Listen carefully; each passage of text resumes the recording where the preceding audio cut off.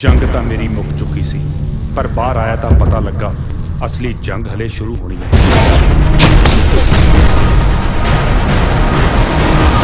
ਵਰਦੇ ਮੈਨੂੰ ਬਾਦਸ਼ਾਹ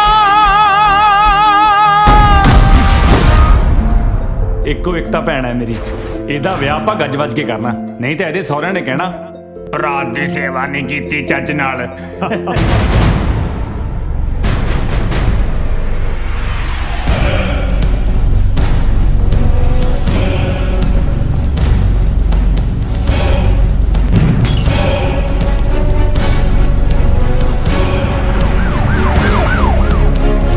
सिर दुखी जाता है तू सिर क्यों घुमाई जाना?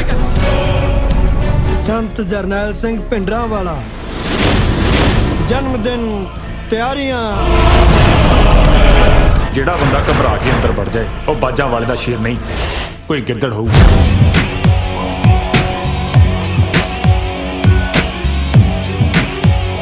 ਦੇਖਦੇ ਕਿਉਂ ਲਿਆਓ ਤਲਵਾਰ, ਕਰ ਦਿਓ ਪੋਸਟਰ ਨੂੰ ਨੀਰੋ ਨੀਰ।